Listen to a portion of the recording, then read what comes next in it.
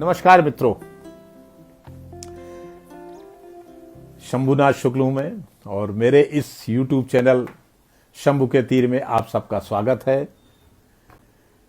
आज मैंने जो एक विषय उठाया है वो उन लोगों की प्रेरणा से उठा है, मतलब लिया है, जो इस कोरोना के हीरो बने, कोरोना काल के हीरो बने, जिन्होंने अपनी लगन, अपने श्रम से कोरोना के दौरान जो हमारी एक तरह से पूरा देश करा रहा था, पीड़ित मानवता थी, उसके लिए सेवा का एक उदाहरण बने। ऐसे एक नहीं, क्या आपको पता है कितने लोग, हम सिर्फ एक ही नाम जानते होंगे, दादा सोनू सूद, बस उसके बाद चुप साथ जाते हैं। असंख्य लोग, सैकड़ों लोग ऐसे रहे जिन्होंने हर तरह से मदद की, चाहे वो प्रवासी मजदूर जो इधर से उधर शिफ्ट हो रहे थे, चाहे पारिवारिक रिश्तों में हो। ऐसे लोग इस रहे हमारे समाज में जिन्होंने इतनी सेवा की, एक इतिहास रच दिया। लेकिन नाम हम कहां जानते हैं? सरकार ने जो बता दिया वो बता दिया। लेकिन आप ये मान के चलिए कि इस हिंदुस्तान में लोगों को मदद करने के लिए इतने हाथ उठते हैं कि एक हाथ मदद मांगेगा, 10 हाथ उसकी सहायता के लिए भी आते हैं। तो हमें कम से कम उन्हें याद तो करना चाहिए, और हम उन्हें याद नहीं करते हैं। हम भूल जाते हैं वो कौन लोग थे जिन्होंने इतनी सेवा की, पीड़ित मानवता की, चाहे उनको ऑक्सीजन सिलेंडर्स लगा करके जो भी चीजें उनको चाहिए थी, दवाएं, बहुत सारी चीजें। डॉक्टरों ने भी सेवा की, ऐसा नहीं कि डॉक्टरों नहीं, बहुत सारे डॉक्टर खुद अपनी तरफ से दवाएं भेजते रहे।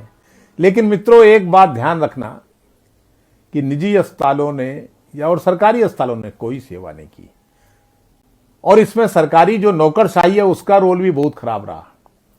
पुलिस वाले तो चूंकि उनको लगातार अनवरत ड्यूटी करनी पड़ती थी, उनका तो मोनोटोनस होना समझ में आता है।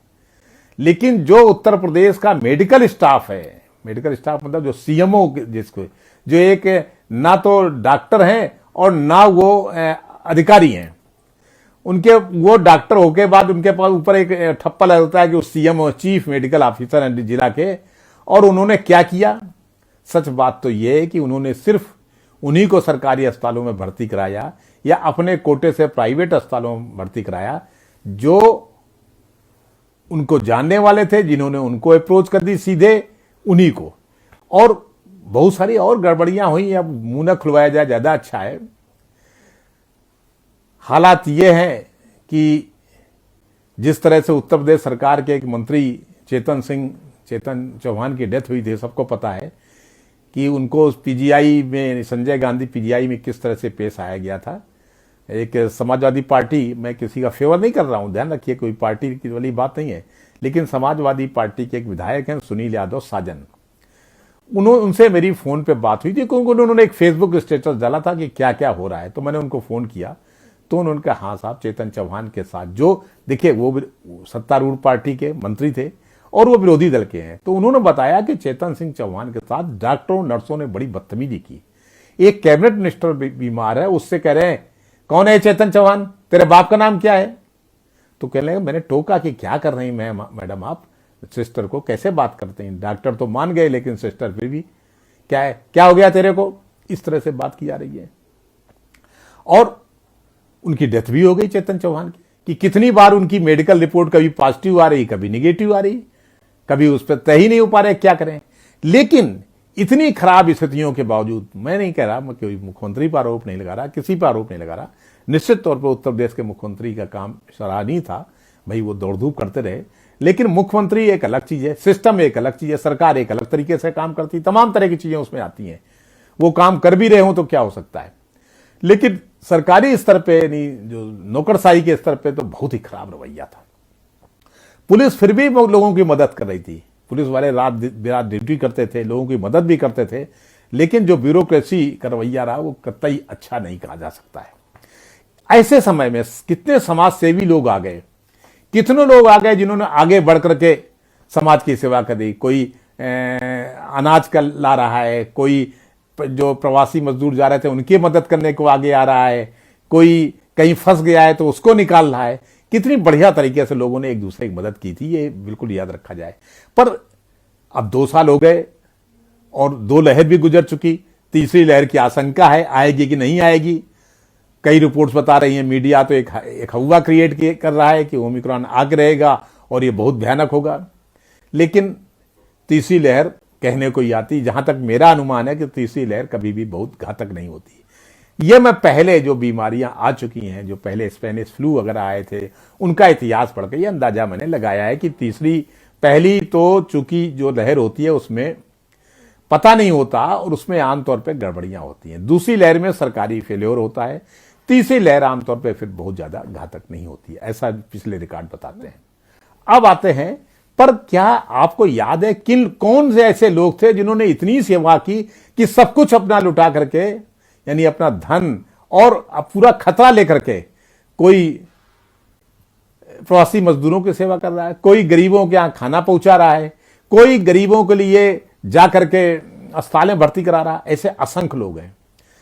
आपने को किसी का नाम पता है? आप फट से कह देंगे हाँ सोनू सूद का नाम पता है, पर सोनू सूद अकेले क्या हिंदुस्तान में थे? हजारों लोग थे, लाखों लोग थे इस हिंदुस्तान में जिन्होंने सेवा की है। और मुझे अच्छा लगा कि एक किताब आज मुझे मिली है, ताकि सनद रहे, ताकि सनद रहे। ये गौरव अवस्थी हैं, एक पत्रकार रायबरेली जिले के हैं। इनके परिचय में तो यही है, नहीं उन्नाव, रायबरेली उन्नाव लिखा हुआ है कि रायबरेली उन्नाव के एक पत्रकार हैं गौरव अवस्थी। उन्होंने ये किताब छपवाई है केएल पचौरी प्रकाशन, जो लोनी गाजियाबाद में, वहां से छपी है। खैर वो एक अलग चीज है। लेकिन जिन लोगों को उन्होंने संकलित किया इस पुस्तक में, जिनका बड़ा सराहनीय काम है, ये बहुत अच्छी बात थी कि उन्होंने, जैसे जितेंद्र सिंह संटी दिल्ली के एक सरदार जी हैं जिन्होंने कितनी सेवा की, ऐसे एक नहीं, दिल्ली पुलिस के दरिया दिल दरोगा, मैं कुछ नाम बता रहा हूं, शादी के बजाय रुपए से मजदूरों का पेट भरा। किसी की शादी हो रही थी, उसने अपने पैसे जो है वो मजदूरों का पेट भरने लगा दिया। छोड़ो, बुजुर्गों की टोली संभाला, कैसे एक बहू अपने ससुर को पीठ में लाद कर ले गई। कितने अच्छे क्षण वो हैं। कानपुर के एक सज्जन है सुनील दीक्षित, उन्होंने कैसे कोरोना काल में उन्होंने मजदूर, कैसे जो बीमार था उसको अस्पताल पहुंचाए। जो पशु थे, जो अभी बाद के कोरोना काल में जो हिंसक हो गए थे, उनको भी तो खाना नहीं मिल रहा था, उनके लिए वो केले लेके जाते थे। एक ऐसे भीषण दौर में जब लोग घर से निकलना पसंद नहीं करते थे, तब वो आदमी लेके केले पहुंच रहा बंदरों को। तो ऐसे जो मानव सेवा, पशु सेवा, प्राणी मात्र की सेवा की है, इनको तो हमें याद करना चाहिए। और इनको, एक शाहजहांपुर में सिलेंडर वाली बिटिया, किसी गैस सिलेंडर खत्म हो गया, नहीं मिल रहा, तो किसी तरह इंतजाम करती थी। ऐसे दिल्ली में असंख्य लोग रहे जो कभी किसी के लिए दवाओं के इंतजाम कर रहे, कभी कोई मदद कर रहे। हजारों डॉक्टरों ने मुफ्त दवाएं बांटी। लेकिन निजी अस्पतालों ने क्या किया? उन्होंने सिवाय लूट के और कुछ नहीं किया। उन्होंने सिर्फ जो कह दिया कि नहीं हमारे पास तो आईसीयू है नहीं, जबकि आईसीयू उनके खाली थे। बाद में कई जगह सीएमओ ने कहा कि भाई आईसीयू खाली है, क्यों नहीं दे रहे हो। जब दबाव पड़ा, जब सीधे मुख्यमंत्री के स्तर पर दबाव पड़ा, तब वो काबू में आए। गाजियाबाद में तो ऐसे असंख्य अस्पताल थे। तो ये जब एक मानवता करा रही हो, जब हमारा काम होता है कि हम लोगों की सेवा करें, तब कुछ लोग घर लूटने में व्यस्त रहते हैं। एफएमसीजी ने कितना कमाया? छोटे छोटे ये जो दुकानदार थे, ये जो मोड़, आज तमाम सारी संस्थाएं कितना अमेजन घरों में भेज रहे हैं। तो इन्होंने ज्यादा दाम पर चीजें बेची। तो एक तरफ तो लूट मची हुई थी, दूसरी तरफ कुछ लोगों ने सेवा की। तो उन जो सेवा करने वाले थे उनको हमें याद करना चाहिए। इसके लिए गौरव अवस्थी की किताब ताकि सनद रहे, बहुत ही बेहतरीन पुस्तक आज मिली, तो मैंने कहा इसको भी पढ़ा जाए। इसमें बहुत सारे लोग हैं जिन्होंने इबादत की इबारत लिखने वाले श्री गौरव अवस्थी रायबरेली के पत्रकार, इनकी इस पुस्तक को लिए धन्यवाद ज्ञापन किया है। और उन्होंने एक एक आदमी को तलाशा है। जैसे मैं कुछ नाम पढ़ देता हूं। जितेंद्र सिंह संटी जैसा कोई नहीं, संवेदना का सागर रूबेन, महामारी में मानवता का अखंड पाठ, ससुर को पीठ पर लादकर अस्पताल पहुंचाने वाली बहू। अब बहू के हमारे बारे में धारणा, हम लोग सोचते हैं कि बहू का काम ही है कि जो ससुराल में लड़ती रहती है ना। और वो बहू बेचारी लेकर के ससुर को पीठ में लादकर पहुंचती है। मरीजों की जान बचाने वाले डॉक्टर आईएएस, जिनका कोई नहीं उसका अमन है यारो। ऐसे संजय राय, शिवपुरिया, कितने लोग हैं। इन लोगों ने कैसी सेवा की है, तो इनको हमें भूलना ही नहीं चाहिए। इनको याद रखना चाहिए। सेवा को नियम बनाने वाले सुनील दीक्षित, कोरोना काल और टीम प्रयागराज, प्रभावितों को मदद में रायबरेली पीछे नहीं, शाहजहांपुर की सिलेंडर वाली बिटिया, इंसानों से लेकर जानवरों तक का सहारा बने अखिलेश, बिलाल खान और खाना खिलाने के 81 दिन, यानी बिलाल खान नाम के एक सज्जन ने 81 दिन तक लोगों को भोजन कराया, लावारिस शवों को मोक्ष दिलाने वाली संस्था मोक्ष, मुंबई पुलिस के सिपाही की यादगार एम्बुलेंस सेवा, जेल के सीखचों से महामारी से मुकाबला, साइकिल बाबा संजीव जिंदल की कहानी, दोस्त के मुख ने दी सेवा की प्रेरणा। तो ये इसमें और असंख्य लोगों के जिक्र हैं। मैं सिर्फ आज यही कहूंगा कि हमें कोरोना काल के उन लोगों को याद करना चाहिए और ऐसी चीजों को समझ, अगर आपके पास संग्रह ना हो तो ये जो पुस्तक है ताकि सनद रहे, इसको जरूर लिया जाए या किसी तरह से मंगाया जाए तो अच्छा रहेगा। कम से कम हम उन लोगों के बारे में जानेंगे। तो आज मैं अपना ये यहीं से समाप्त करता हूं कि कोरोना की गाथाएं, अब मैं कल इस पर डिटेल में बात करूंगा। कोरोना की गाथाएं इतनी द्रवित करने वाली हैं कि मेरा मन भी थोड़ा सा खिन्न है। तो कल मिलेंगे फिर। धन्यवाद मित्रों। और मैं एक बार और कहूंगा कि आप मेरे इस चैनल, यूट्यूब चैनल शंभू के तीर, रोमन और हिंदी नागरी जिसमें चाहें आप लिखें तो आ जाएगा। शंभूनाथ शुक्ला मेरा नाम था, मेरे नाम से भी आ जाएगा। और इसको जरूर आप सब्सक्राइब करें तथा वो नोटिफिकेशन लिए बटन भी दबाएं। तो धन्यवाद।